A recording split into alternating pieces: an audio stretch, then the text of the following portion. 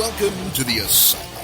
And now, your hosts, Rick Fleeger and Rick Briggs. Welcome into the Asylum Fantasy Sports Show here on the Full-Time Fantasy Network. Check out this and countless other great fantasy podcasts over at fulltimefantasy.com, at Fulltime Fantasy on the Twitter.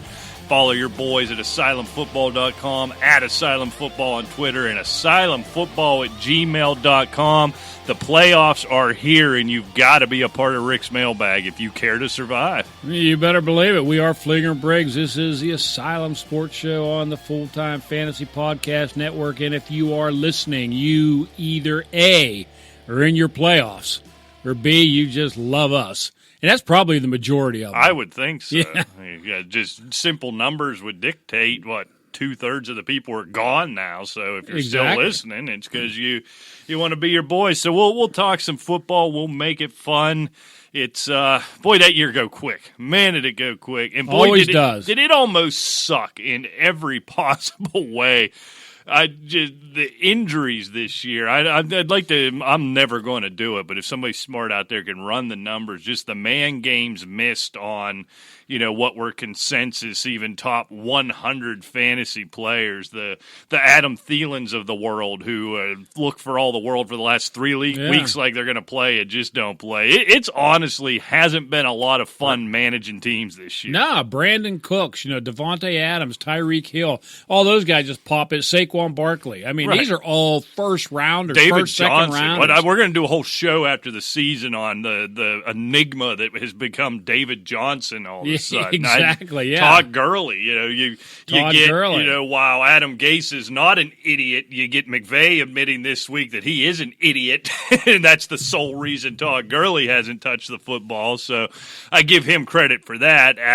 Sean McVay, idiot. Adam Gase, still not an idiot, apparently, at least according to him. So it's been a rough one. But if you're still alive, if you survived, we're going to get through this thing together. So what we're going to do with the season being over, I don't think we need to do the 2 full shows. You don't care about game balls and stinky socks for a season that's essentially over for a fantasy football player.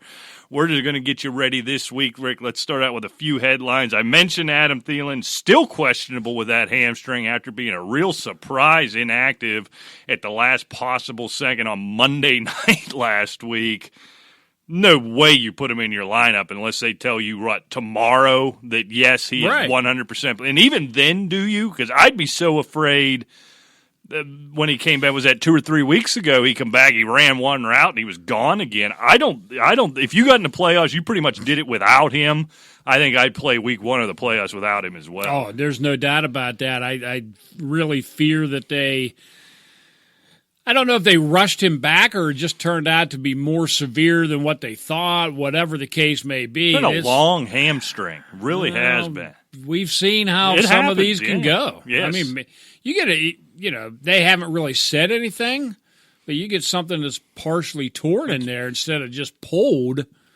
Starting to get that vibe. We're talking with this weeks. one. Yeah. Really am.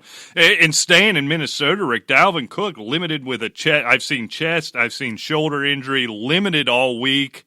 He's telling anybody, apparently, if you go into Minnesota and walk down whatever the main drag is in the city of Minneapolis, you can see Dalvin Cook screaming at lampposts that I'm fine, I'm playing this week. What do you do?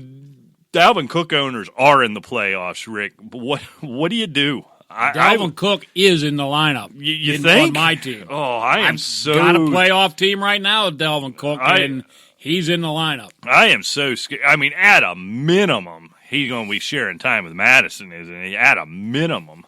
I don't know. I mean, it's hard to say. I mean, I really think Friday and into the weekend is going to be a real telltale sign. But, you put that aside. Okay, you have Dalvin Cook. Okay, just for an example, it depends on how you went. But who are you going to bench Dalvin Cook for? See, that's the problem. Carlos Hyde? Yeah, that's... you know what I'm saying? I'm just trying to think of a number. A Tariq Cohen, some of these who type of guys. I'd sit him for Benny Snell. I think, this week. Possibly Somebody on something like that. Yeah, I mean, look, if you're really stretching, but, it's possible you could have a Snell, a Kareem Hunt pops to mind. I think there are scenarios where I would sit Dalvin Cook this week. I am just so nervous. Here, I'm going to play dime store psychologist here a little bit, which is the only psychologist, obviously, I'm qualified. You're like Lucy on Peanuts. Right, there. exactly. Right, exactly. The fact that he does find it necessary to yell it at street signs all over the city of Minneapolis that he is playing tells me somebody's telling him maybe he shouldn't be playing. Yeah, right. That's that there's the vibe something out there, and that he's saying, I'm the tough guy. I don't care what they say. I'm going to go. I think he does go. I think he can fight through. I think he's very limited. And the problem is, in his stead, Madison plays so well. Why aren't you going to give Madison plenty of work and try to preserve Dalvin Cook, especially? I think if they get up 4 points early, you're going to go ahead and really, really rest Cook here, because as important as he is to your fantasy team, he's way more important to the Minnesota Vikings and their upcoming playoff run as well. Okay, well, this was printed at 3:17 p.m. today, which is Thursday, by RotoWire. It said that despite having his reps capped for the second straight day, Dalvin Cook remains optimistic that he'll be able to play Sunday against the Lions, with Coach Mike Zimmer also supporting that notion, per Chris Tomlinson of the St. Paul Pioneer Press. So,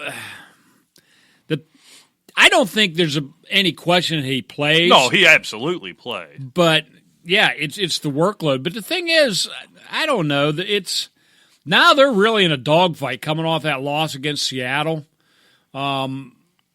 Got a big game coming up here with the Lions. It's a division game. I know the Lions stink. I mean, that's more so, though, right? One they have to have. They're going to come out. You got to have it. You have to have it. Case in point, it could be a dogfight, or it could be they could be up 24-0 at halftime, whereas Dalvin Cook gets benched. He gone. You just don't know. To me, against the Lions, I mean, if you have Dalvin Cook and they say he's playing, you got to be licking your chops, because Detroit can't stop anybody. Right. I'm just saying there are, which absent this, there is no scenario where you'd ever question Dalvin Cook. There are scenarios this week where, I don't know if you have them, there are scenarios where Cook could sit down.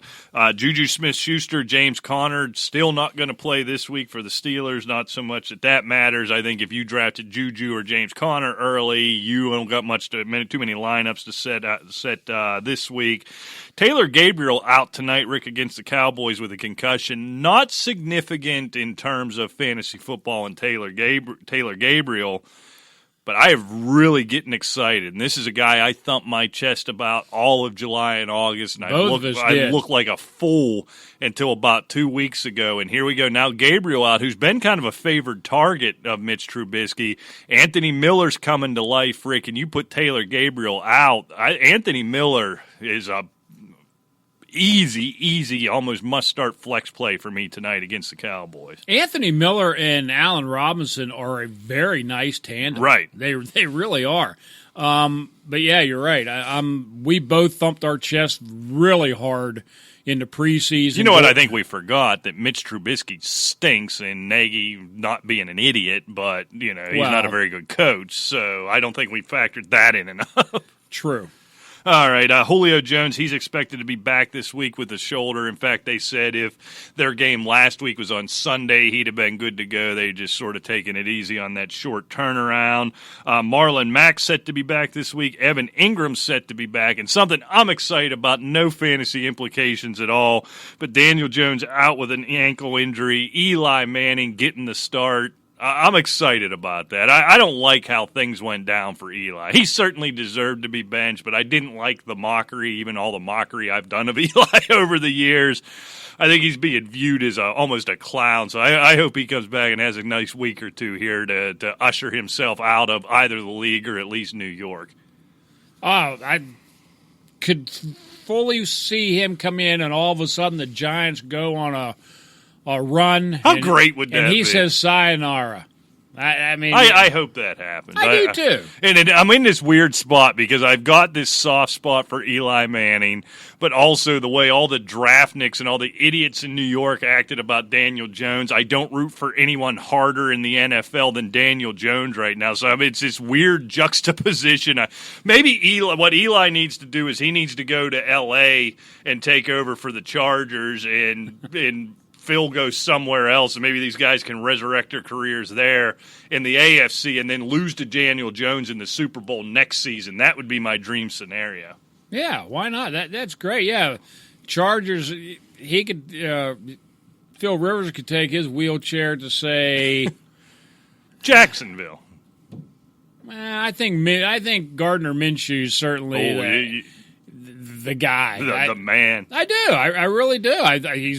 I mean, you look just last week. It was just a pitiful performance by Nick Foles. He can't play football unless he's in an Eagles uniform. 7 for 14, 93 yards and a pick plus 2 lost fumbles.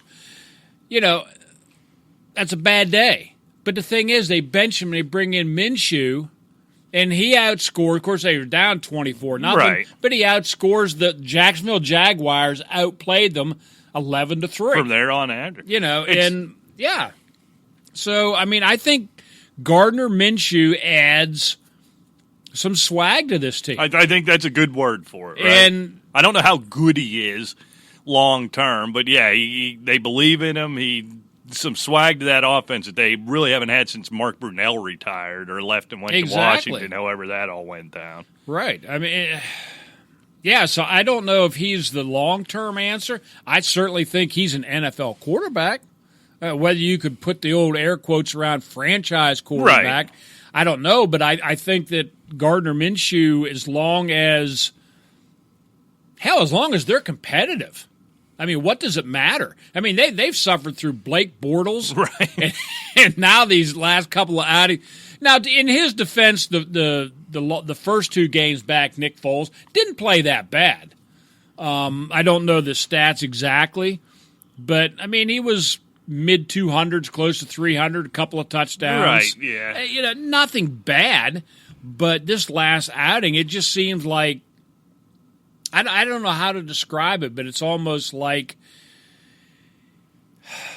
if they don't start quick, there's no spark, there's no it can get out from underneath him really quickly, yeah. It seems like. And really, I mean, we've seen it, Rick. Unless he's got that eagle on his chest, he's not a very good quarterback. It's the damnedest thing. I can't explain it, right? I know he was somebody. Well, I'll be honest with you. You were high on him. I was high excited on him going to Jacksonville because if you look at the other teams he was on, those Jeff Fisher Rams teams that was just miserable, and we saw how Jared Goff failed his first year on that same team before they got turned around. So I kind of threw that one in the bucket. But I was kind of excited about Jacksonville. They got a lot of talent. The defense is pretty good. I would have liked to see them play a whole year, but maybe not after these last couple of games. Might not have made it even without the injury. It's the weirdest thing. I've never seen anyone like it. A guy that travels around that much. I mean, he hits this one spot and he comes in relief. He is so good. It's the weirdest thing. Yeah, against the Colts, they lost 33-13. He passed for 296 yards, 2 touchdowns. Not bad. They lost that close one to Tennessee. He passed for 272 yards. Where this 93 yards against Tampa Bay of all teams. That's what's really weird about it. I mean, you can throw on Tampa a little bit. Exactly. So, all right, Rick, before we pick the games, one thing I got a couple other things to cover, but go ahead.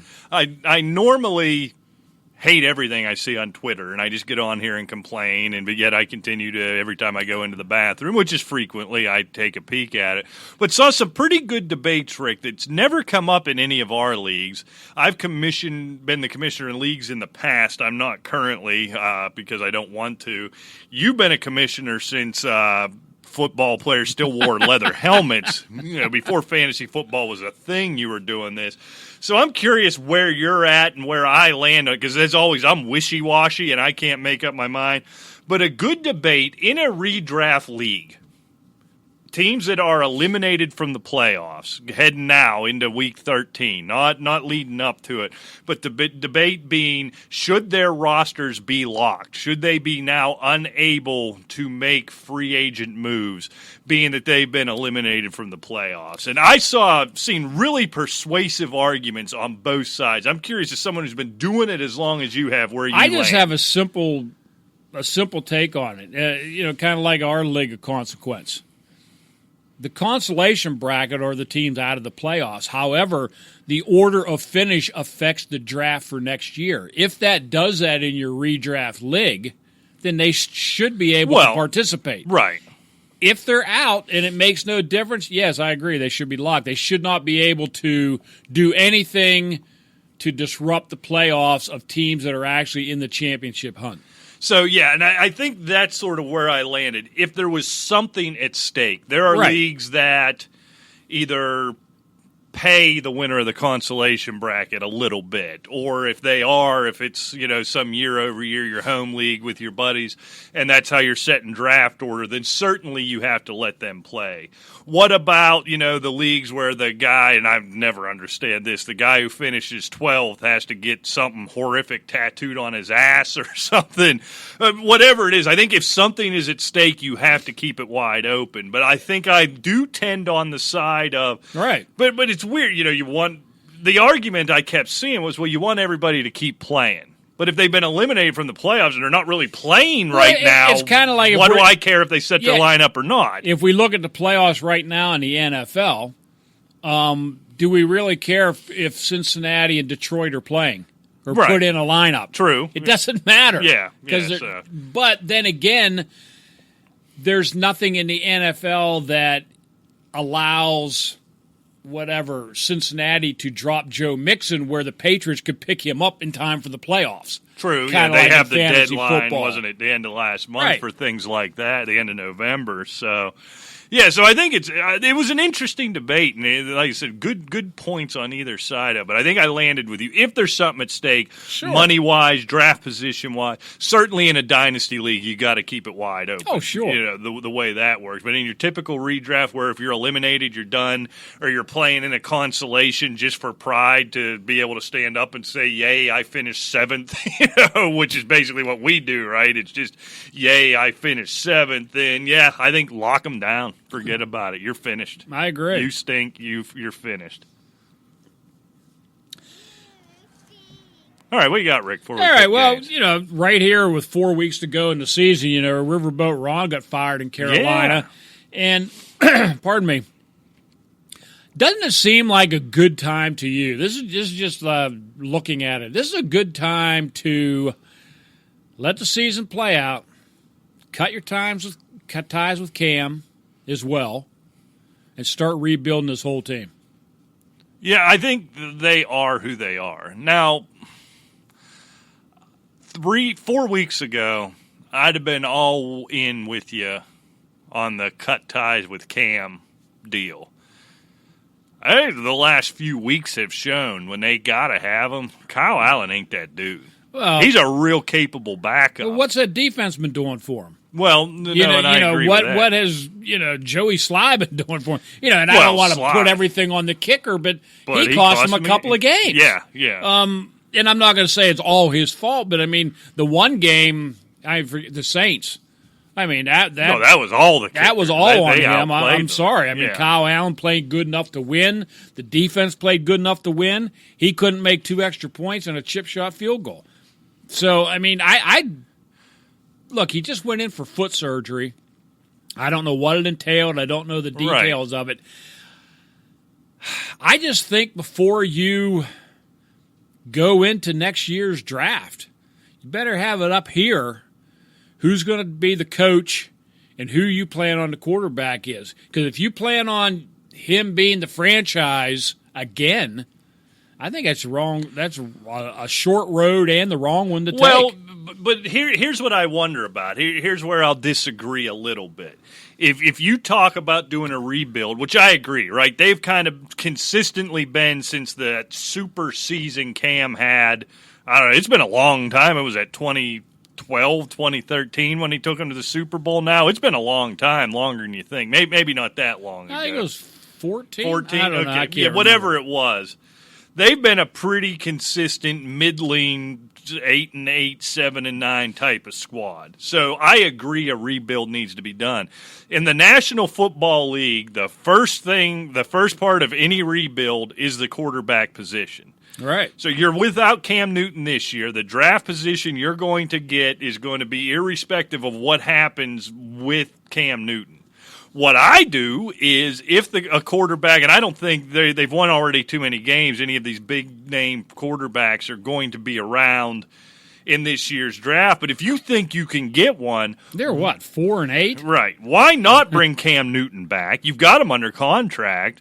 Bring in the next guy, give him a year or two to groom rather than having to dump him right in. Then if Cam's still banged up and can't go, you just get him in early, which is where all these great quarterbacks first starts come from, right? The guy that's there gets injured. I don't think a rebuild, it has to entail getting rid of Cam Newton. I think actually a rebuild allows you to take the chance on Cam Newton. Where you let Cam Newton go is if you think, all right, he's done and we still think we can win now. We can make 3 or 4 moves and we can win right now. If you think that, then you get rid of Cam Newton and do whatever your backup plan was. I just don't think that includes Kyle Allen anymore. So I think it changes things a little bit from where this conversation would have gone even a month ago.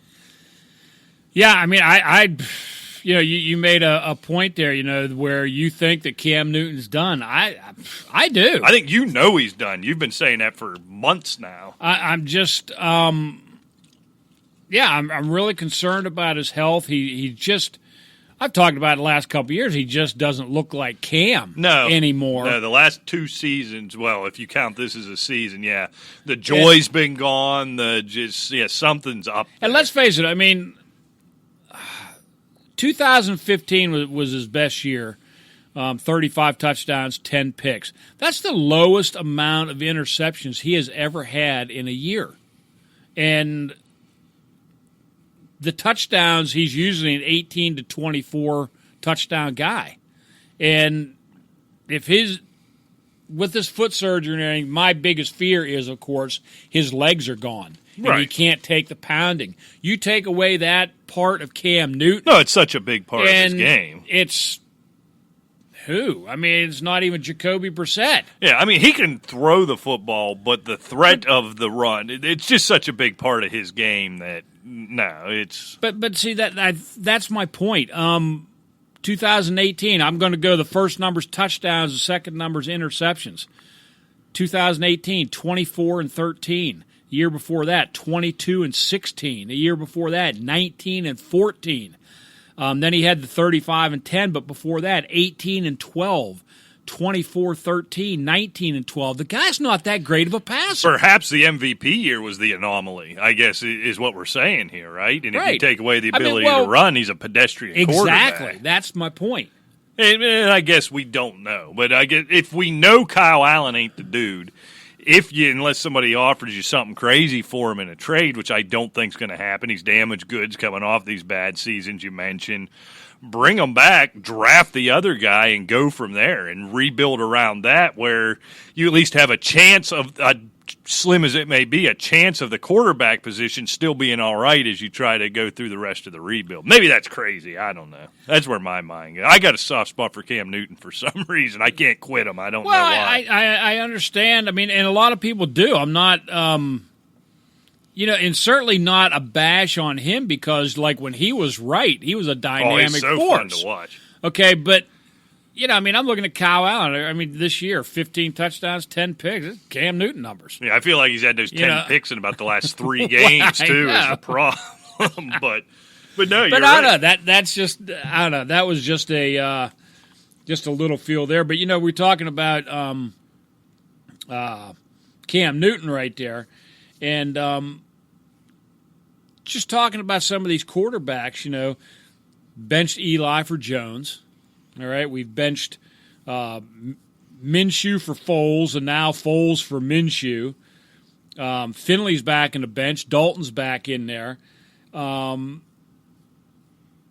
to me, it seems like the door's opening around the league here with some of these guys.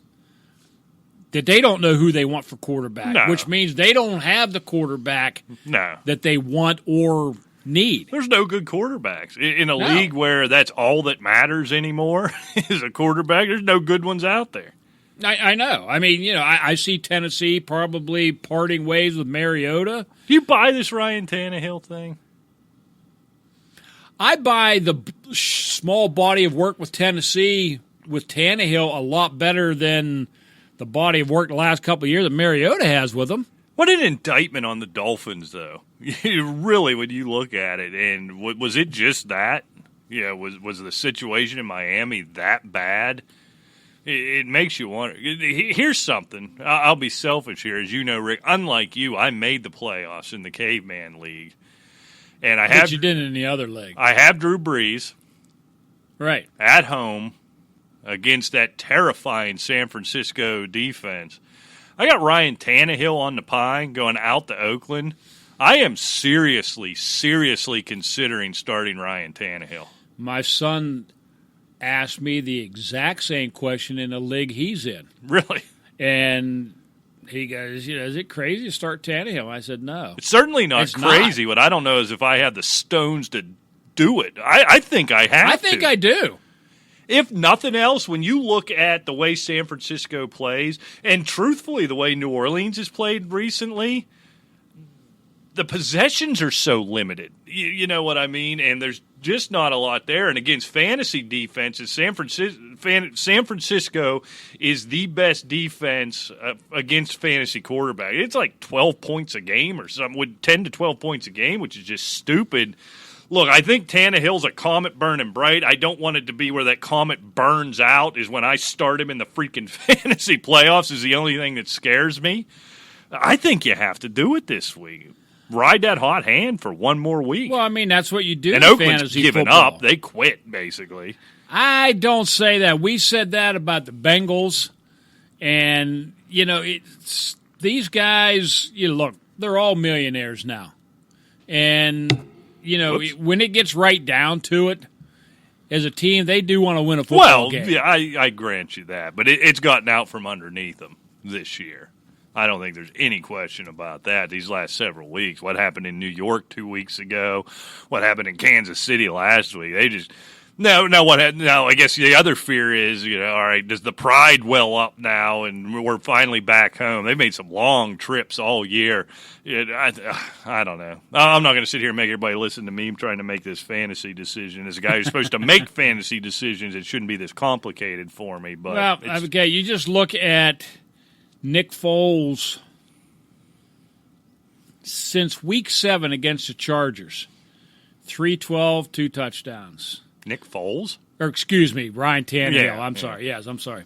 The Chargers, 312, 2 touchdowns. Tampa, 193, 3 touchdowns.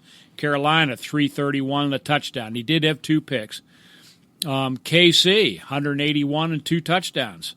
Jacksonville, 259, 2 touchdowns. Indianapolis last week, 182, 2 touchdowns. I'm not confident Drew Brees throws for 2 touchdowns, which seems like I'm almost guaranteed to get out of Tannehill. I know. I mean, I don't think it's a dumb play. I mean, Oakland, they are at Oakland, granted, but Oakland's been playing some bad ball the last couple of weeks. I think I'm playing Ryan Tannehill over Drew Brees in the fantasy playoff.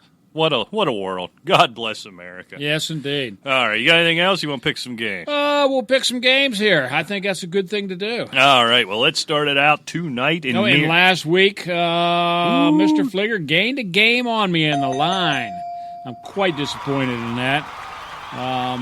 Didn't do too good. You did break even, didn't lose any leather. I was a game under 500, which was disappointing. So, actually, 2 guys, 7 and 9. You were 8 and 8. Okay. Hold on. Hold for applause. That's what the cue cards say. Okay, that's enough. You stink. All right, here we go. In a mere hours, Rick, the Cowboys head to Soldier Field, laying 3 points on the road. Cowboys -3 at the Bears. You know, it's funny. We're talking about the Dallas Cowboys, a division leader. Hey, and they're 6-6, and they're not playing good football. And, oh, by the way, Antoine Woods arrested for dope today. That's just more drama they don't need. Right. They're going into an unfriendly environment. Soldier Field's not the best place in the world. It's not going to be very warm. I'm going Chicago 24, Dallas 23. I'm just going to show you this, Rick. Okay. 24, 23. Chicago 24, Dallas 20. We have turned into one half-brained amoeba here on this show. We used to be able to have good debates, and we've turned into one drooling idiot at this point. But it's for all the reasons you said. Look, Dallas, man for man, is a much better football team. But amid all the nonsense that's gone on, amid Jerry out there flapping his gums all the time, Garrett knowing he's on his way out, then going on the road. I haven't looked at a forecast in Chicago. I have to assume it's going to be 18 below and the wind's blowing 97 miles an hour.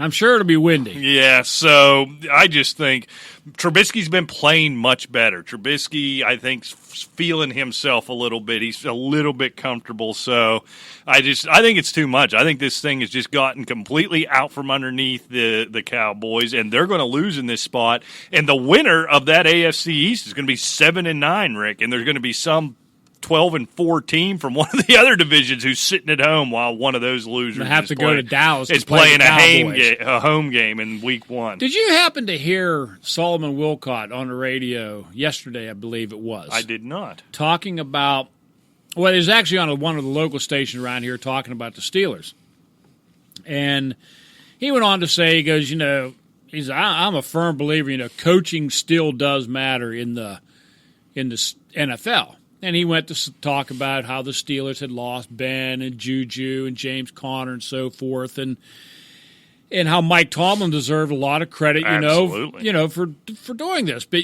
in saying that, that's the minor part of what I really got out of it. Well, you wouldn't take the positive from it, knowing. But he goes, so he says, you see what I'm talking about. Coaching does matter. He goes, you look at Jason Garrett in Dallas. He has a team just loaded with talent, right, and they can't win nothing. Right. He says coaching matters. Yeah. I mean, what a dig, man. It's the truth, though. Oh, it's absolutely true. Honestly but is. It was funny. Oh, I like it. All right, Rick, let's get to Sunday. We spent a lot of time already talking about the Panthers. They're getting 3 heading into Atlanta. Getting 3 heading into Atlanta. Okay. Look. Riverboat Ron's gone. I don't know if Greg Olson's playing. So, obviously, I see Carolina playing an inspired game. But they're in Atlanta. So, I'm going Atlanta 27, Carolina 26. That's the Falcons win, Panther cover. Yeah, I think this can kind of go one of two ways when a coach gets fired, right?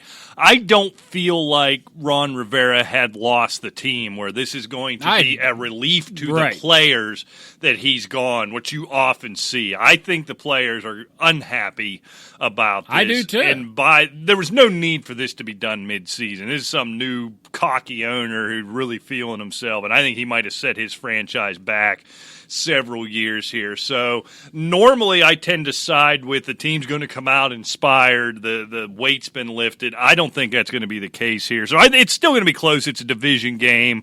McCaffrey plus Atlanta's not that good. Yeah, Atlanta stinks, and I think McCaffrey gets back on track. But I'm going to take the Falcons to cover here, 30-24. All right, Rick, we got the Ravens laying 5.5 on the road in Buffalo. Yeah, I tell you what, it's going to be an interesting game, I think, but I tell you what, Baltimore in 2019 are turning into my Patriots. I'll take my chances. Yep. I'm going Baltimore 27, Buffalo 19. So I'm going to have a Raven win and cover. Yeah, I mean, you took my rationale. That was exactly what it is. I do think Buffalo's for real. I think, no doubt. As much as Dallas is struggling, what they did in real prime time, that 4 o'clock game on Thanksgiving, on the road in Dallas, if you didn't believe before, you should believe now. But just what you said, the 2019 Baltimore Ravens, I'll lay it whatever it is, wherever it is, against whomever it is. So I'll take the Ravens here 33-20. Not an indictment on the Bills, just a statement of Lamar Jackson wow. Yeah. It's just simple as that. All right, Rick, the Bengals coming off an improbable win last week, getting 8 in Cleveland. I'll tell you what, with Andy Dalton back, I don't think 8's enough for Cleveland. I'm going Cleveland to win, but I think it's going to be a closer game. I'm going Cleveland 27, Cincinnati 24. So that gives me a Cleveland win, Bengal cover. Yeah, this game's always close. When the Bengals were up and the Browns were down, vice versa. Anyway, weird things always happen in this game.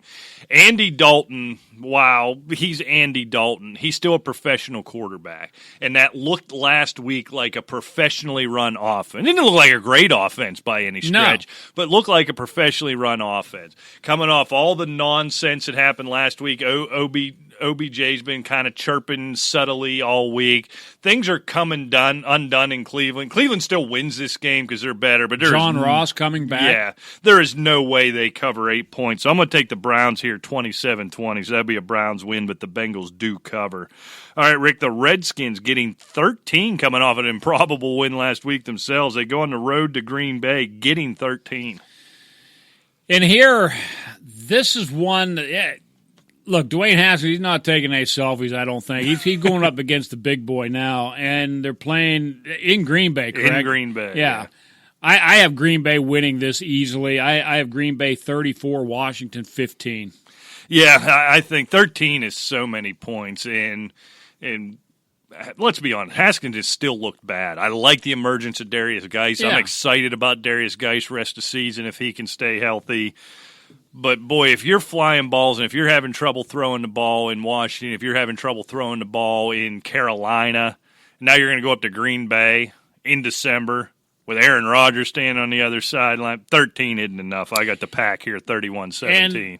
Green Bay now has a couple of games to look at Dwayne Haskins. They realize that they're not too afraid of his arm. Right. So now we just have to stop Geis and Peterson. Right. Yeah. And it's probably going to be 9 feet of snow and the wind blowing 115 miles an hour and all the nonsense that goes on up there. All right, another 13-point line, Rick, is that's what the Lions get heading into Minnesota. Yeah, that's a lot of points. There's no question about that. Matchup. In a division game. I tell you what, coming off that, I'm going out on a limb. I'm going Minnesota 30, Detroit 16. I'm going Minnesota win and cover on that 13 points. Clearly, Minnesota wins this game. I just don't lay double digits in division games. I just don't do it. So I wouldn't be stunned. I actually probably think in real football analysis that the Vikings are more than 13 points better than this iteration of the Detroit Lions. But just from a gambling standpoint, I won't do it. So I'll take a Vikings win, but a Lions cover 27-17. All right. All right, brother. The game of the week again, Rick, involves the San Francisco 49ers as they again go on the road in a hostile environment, getting 2.5 in New Orleans. And that's not a lot of excitement for San Francisco fans heading into New Orleans now. I mean, that's not an easy place either. Only getting 2.5 tells you Vegas thinks San Francisco is going to win this game. They do, but I'm taking New Orleans outright. I'm going New Orleans 31, San Francisco 29. So I'm covering with a San Francisco cover. That's just you hedging is all that is. I don't know. Because I still think the New Orleans is the most complete team in the league. I think I you're really right. do. And if Breeze can just get on track enough against that defense, I think they're fine. I'm most concerned about how quiet Alvin Kamara has been and what this team would be if he gets it rolling. He may yet going down the stretch. It ain't happening in this game. I think coming off a tough loss, my first instinct is you go all the way out to Baltimore, play a tough game, lose it at the buzzer, and now you got to go all the way to New Orleans against an equally tough team. That's a bad spot. I just feel like this San Francisco team's for real. I think they find a way to get it. I think this is a great game. I think it's a low-scoring game, and I'm going to take the Niners here outright, Rick, 26-23. All right. All right, Rick, the Dolphins, where are they at? No, they're in New York. I don't even want to talk about this game. Dolphins plus 5.5 at the Jets. I think that's enough. I'm going for the Jets, a little revenge win just because it's up in the cold New York. I think they'll be able to grind it out a little better than air it out against Miami. So I'm going the Jets 20, Miami 18, but I'm going to have a Dolphin cover. Fitzpatrick knows a thing or two about playing in the state of New York that in doesn't bother December. him, no. That doesn't bother him. So I think the Jets are a better football team. I don't think you lose two in a row. Not by much anymore. But I don't think you lose two in a row to Cincinnati and then Miami going back home. And they already lost to Miami once, didn't they? So the Jets win this thing, but I don't think 5.5 seems like a lot. So I'm going to take a Dolphins cover here. A Jets win 28-24. All right, Rick, the Colts sitting at 6-6, getting 3 heading to Tampa Bay. This is an interesting game. You know, one thing that I've really come to discover the last couple of games, and you watch those Colt games, and I watch a good bit of both of them, with Hines and Williams in there. You find out just how much the Colts miss Marlon Mack. Absolutely. Not taking anything away from those guys, but I tell you what, Marlon Mack is a special player. Yeah, absolutely. And they really miss him. That being said, well, he's back this week. He is I back. Expected him back. He is back. That being said, I was going to say him coming back. Something just, I don't know. I really like the Colts going into this year, but there's just something. This is one of my minor upsets of the week. I'm going Tampa Bay 28, Indianapolis 27. Yeah, it's going to be that kind of game. I'm going to take the Colts here outright. So the Colts are the dog here. So yeah, I'm taking the Colts out. I got to calm down. Yeah, I got too many. Tampa Bay gets points. Yeah, Tampa Bay's getting 3. No. The Colts are getting 3. Okay. That's where you threw me off with that. You called it an upset, which it may still be. Yeah, but, to me it is an upset. But on paper, okay, I'm taking Tampa Bay to win. A 3-point Indianapolis cover. Yeah, a 3-point road dog is an even game. Is True. Basically what it is. So let's rewind it all the way back. I'm going to try and speak English here. I got the Colts here winning outright 30-27. This one, just a coin flip. I feel like any game involving the Tampa Bay Buccaneers anything is a coin to do with flip. the South Division, Right. Period. And now you got each South Right. Division. Except for the Saints, exactly. Here's what I'm most worried about. Bruce Arians made a comment yesterday, I don't know if you saw it, that doesn't know what he's going to do with Jameis Winston in the future. He'll decide at the end of December. What flicks off in my head is now Jameis is thinking, all right, I got to really go out and put on a show to keep my job. He could very well throw 7 interceptions on Sunday. Right? He could also throw for 450 and 7 touchdowns. And as a Mike Evans owner, fingers crossed, baby. But I think he finds a way to gag away a win at the end here, and the Colts win this thing by a field goal. Jameis Winston becoming the next Fitzmagic. You know what I mean? It's kind of like... It might well be, only with higher yardage numbers. Right. But yeah, he's kind of that dude. You know, and speaking of Fitzmagic and so forth, we talked about this guy the last couple of years. And, you know, not taking anything away against Tannehill, what he's done in Tennessee, but he certainly wasn't doing it down in Miami. Devontae Parker. I mean, he's a must start every week in this offense. Yeah, under Fitzpatrick, absolutely. They couldn't stop him last week. They were double teaming him, and Fitzpatrick are still dropping it to him. You see what he could be if he was on a competent football team. It really is something. This guy is. I mean, you think about Ryan Fitzpatrick. He has done nothing but give monster paydays to wide receivers over the years. That's a good point. He really has gotten a lot of guys paid. Yeah. Hopefully they all remember him here during the holidays. Ho, ho, ho. Merry You should have Christmas. warned me that. You almost had coffee all over you there. All right, Rick, the Broncos with their new rookie quarterback getting 9 heading into Houston. And quite frankly, that was a great win by Houston last week. But this Denver defense is pretty tough. And 9 points, that's too many to me. I'm going Houston 26, but I'm going to take a Denver cover, 21.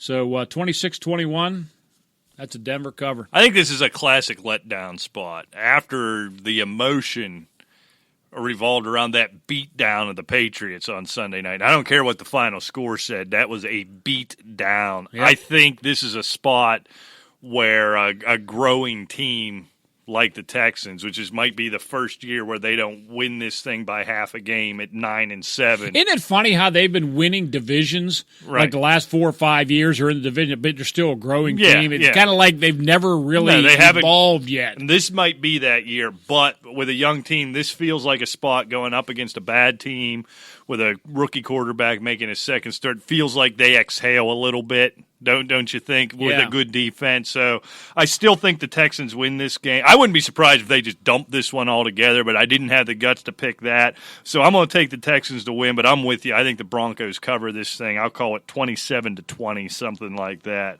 All right, Rick, the Chargers laying 3 on the road in Jacksonville. The Chargers are reminding the Jacksonville Jaguars that they are the benchmark of creative ways to lose football games. Never seen anything. First of all, that pass interference call was absurd. Oh, it was abhorrent in that spot. I didn't agree with it if it happened in the first quarter, but in that spot especially, come on. I know. Come on. It is horrendous. But it fits with the season. It's kind of funny. So right. I like it. So now we'll go back to the Chargers in Jacksonville. These are the Laurel and Hardy right now. I mean, they can figure a way to get hit in the head with a hammer every single game. And what did you say it was, 3 points? Yeah, Chargers laying 3. I think somehow the Chargers win this game. But I've got the Chargers 18, Jaguars 16. So I'm going to have a Jag cover. I like it. You got some weird scores this week. Like we talked about earlier in the show, Rick, there is some kind of spark that Gardner Minshew brings to that team. And I think with him starting and with kind of just the hang dog type of thing the Chargers have going, they're just going to keep finding ways to lose here.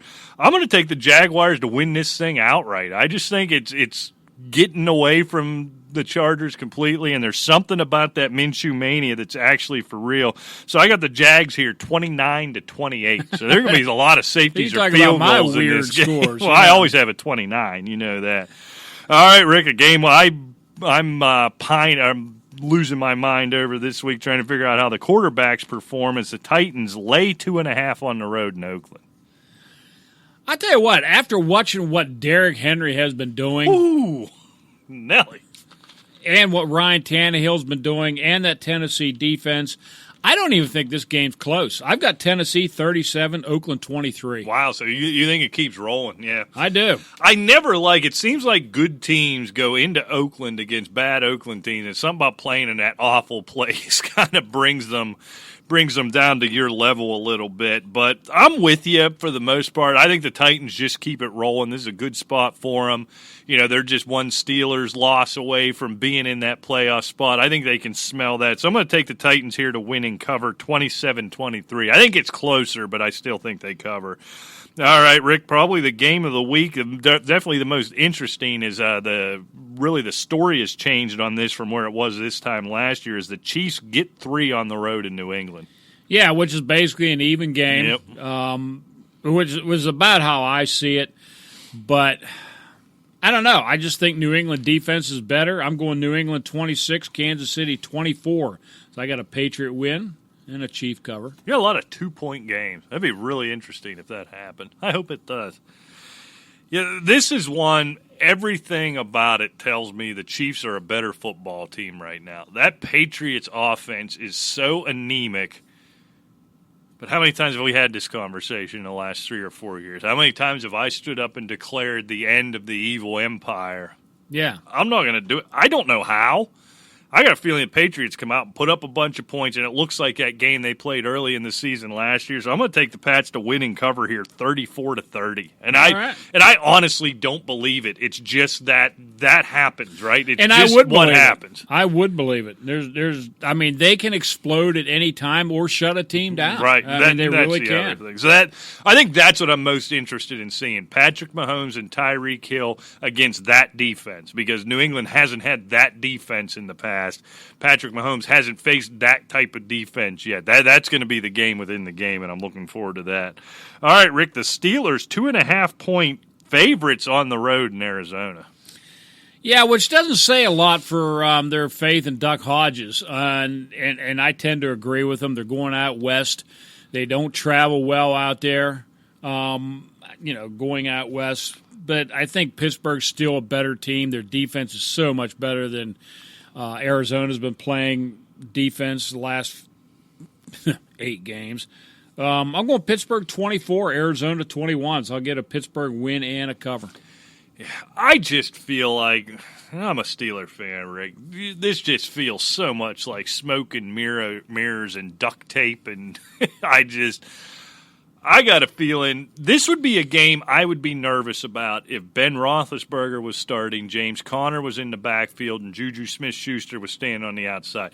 This is for the great job that Mike Tomlin has done. This is the kind of game he loved to lose the last 4 or 5 years. So that being said, now you're going with Duck Hodges, Benny Snell, and the guy that loads your car at Walmart at wide receiver. I just think this is where it all comes undone. Here's my upset of the week. I'm going to take the Cardinals here outright, 23-20. Counterpoint to what you're saying. Everything you said about offense is so true, but you hit on a point with New England, which is the same with the Steelers. They ain't had a defense like this in years in Pittsburgh. And they've only given up 225 points all year long. The Cardinals have given up 351 points. Now, this is sacrilege in Western PA, though. But this Duck Hodges thing, I ain't buying it. I'm not buying Duck Hodges as the savior. No, I'm not. But you know what I do see in Duck Hodges is a calm, confident guy out there that is not just thrown in the middle of the field and hope somebody catches it besides somebody in the other team. And, I mean, he rolls out. He doesn't see anybody. He throws it away. Let's fight another down. Mason Rudolph wasn't doing that. Right. He'd get happy feet in a second and a half. Unfortunately, he's better than Mason Rudolph, but he's Duck Hodges. That thing was cute. It's fun, but he's Duck Hodges. Well, you have no choice. Well, no, that's the other thing. All right, Rick, Seahawks laying 1, only 1 point favorite on the roads against the Rams. And,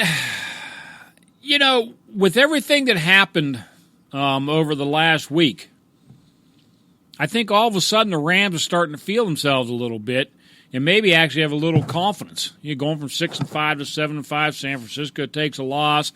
Now they're in a division game. This is an upset special of the week. I'm going to Rams 29, Seattle 27. See, I have the 100% complete opposite view on this game. Last week was a nice week. Jared Goff woke up. The whole thing came back together. Let us not forget how pathetic and how impotent they looked for the weeks leading up to that. The Seahawks, it just feels like they play them big game after big game after big game. And they keep winning them all, and they do it here. I don't even think this thing is close. I got the Seahawks 33-20 against the Rams, so they're going to win and cover. That's why they're called upsets. Absolutely. All right, and Monday Night Football, the Eli Manning-led New York Giants getting 9.5 on the road in Philadelphia. And I think that is way more than they're going to need to cover that, quite frankly. There's something about Philadelphia that is really wrong. Right. The defense, we talked about all the injuries they had on offense. We know all that. The defense hasn't been playing that well either. And now all of a sudden you have Eli Manning coming into the New York Giants, and it's probably who they wanted at quarterback anyway, most of the players. I'm another upset special. Ooh. I got the Giants 27, Eagles 26. You did what I wish I had the guts to do. I took the coward's way out. I'm going to take the Eagles to win, but I am going to have the Giants cover. I don't know if I think or just hope the Giants win this game. I think you at least took the manly way. I think we view this game the same way, but I chickened out. So I got the Eagles here 30-24, which would be a Giants cover.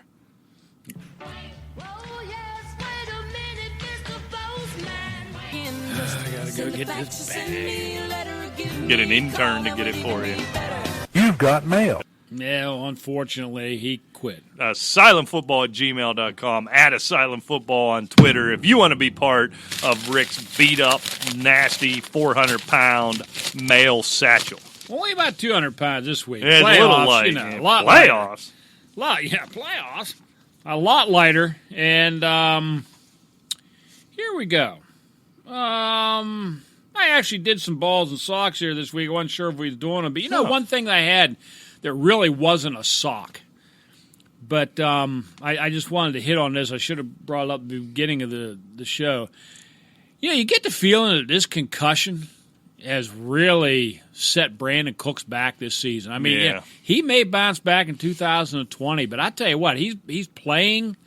But I don't think I would have the guts to start. If I'm going into the playoffs, I don't have the guts to start him any more than, like you mentioned, Adam Thielen. Yeah, I was stunned. I mean, we use that word too much, but I was legitimately stunned that he's back on the field. After that last one, when he was in Pittsburgh at that UPMC concussion center, that's where you go to look at the long-term rest of you. Right. That's where Dale Earnhardt Jr. went for you NASCAR fans before he said, all right, I'm hanging up. Usually that's kind of the last stop on that train. I was really surprised he came back, and I think, I'm really worried about him. Yeah, if you get to that level and you're flying from L.A. to Pittsburgh to see this specialist, that's got to be in the back of a guy's mind. He's going to be making darn sure he's not taking those hits over the middle. I don't blame the guy one bit neither. No, exactly. Okay, getting into the mailbag here. Buster writes. Buster. That's a good name. First round of the playoffs. Yes, it is. Well done, Buster. We agree. Yes, we agree. And not all leagues are, believe it or not. I mean, some actually play through like week 17. That's nonsense. So your commissioner's an a-hole. But anyway, Minshew or Wentz? It's Wentz here. I like the Minshew mania. I think he finds ways to win football games. I think Carson Wentz may be the non-traditional start of the week at quarterback against that Giants defense. It's just awful.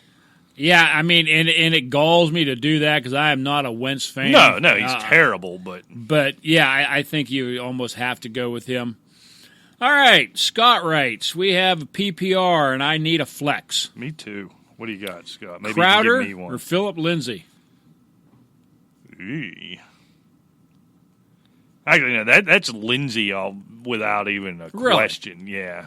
I think he's the centerpiece of that offense right now, especially with the young quarterback. He's been in single digits like the last 3 weeks, fantasy points, while Jamison Crowder against Miami Dolphins secondary. Well, you might just be talking me off because Crowder has he's 15 catches every time they play a bad team. And Sam, you know what? And who's Denver playing? They're in Houston. In Houston. You know what? You backed me off of this one. You're right. I didn't factor in the Miami matchup. You backed me off of it. It is Crowder. You're right. All right. Lindsay will go for 110 and 3 touchdowns. In the first half, without a doubt. All right. Will writes, half-point PPR. Pick one for a flex. Joe Mixon, Sammy Watkins, Tevin Coleman. I think it's Mixon and not even thinking about it. Yeah, that's not. Sammy Watkins can put up 30, but he can put up a goose egg. He might get lost on the way to the stadium. Yeah, and Coleman. It's getting real crowded back here. It's the same thing. I mean, look at Mozart had 74% of the carries last week. Yeah, it's getting real crowded, and that's just a tough defense. Joe Mixon is a better football player with Andy Dalton on it. We're talking about Andy Dalton like he's freaking Dan Marino, but he's that much better than Finley, whatever. You hit it. I mean, he not only is he a veteran, but he's a professional quarterback. Right. He can win games. Yeah, and I think Joe Mixon, he's looked more like Joe Mixon the last couple of weeks. We'll just say that. Okay, Antoine writes, Tannehill or Kyler Murray? Well, I'm going to start Tannehill over Drew Brees. I'm sure as hell going to start him over Kyler. Actually, that's a really bad matchup for Kyler Murray against that Steelers defense. Well, yeah, the young guy, he's getting it done with his legs. He's had a really nice rookie season. But you're the one that's calling for an Arizona upset. Well, I am, but I also called it 23-20. That's all about the Steelers' offense and not about their defense. Obviously, you're going to see some exotic things. He takes a lot of sacks as it is. The Steelers get a lot of sacks. That's not a good mix. So that's Tannehill easily. Okay. Jace writes. Jace. Streaming defenses for the playoffs. Still got to do it. Seattle, Cleveland, or the Chargers? All right, so Seattle has got Goff. Cleveland's got Dalton. Chargers have Minshew mania. Is this Cleveland? They don't get a lot of turnovers, though. Myles Garrett's still out. Oh, this is tough. I'm thinking Chargers, but they got their safeties back. Boy, this is slim pickings here. Yeah, it is. I don't think you. I think pretty much you could probably throw them in a hat and pull them out. But for answering's sake, let's go Cleveland. Yeah, here's what I'm thinking. I'm trying to figure out, but they're kind of close in turnovers. So here's the way I look at this. Not likely. The Rams could put up 35 against Seattle. I think Seattle score 38 if that happens, but the Rams could put up 35. Gardner Minshew and Leonard Fournette could certainly put up 35 against the Chargers. I don't see a scenario at all where Cincinnati puts up big points against Cleveland. So I think I'm going to play it safe in the playoffs. I don't want to lose out. I don't want to take I won't take a negative with Cleveland, so that's what I'm going to do. You know what? Ooh. After that brilliant analysis. After all that brilliant analysis, I think I have to just totally backpedal and just go Seattle. Okay. I mean, they are head and shoulders fantasy-wise ahead of either one of the other defenses. Right. They've got Jared Goff does love to throw interceptions. They got 23 sacks. They've got 11 picks. They've got 16 fumble recoveries. I mean, this team goes after the football, and even though they're playing the Rams, this could be a kind of a wide open game. I don't know what Jace has been doing.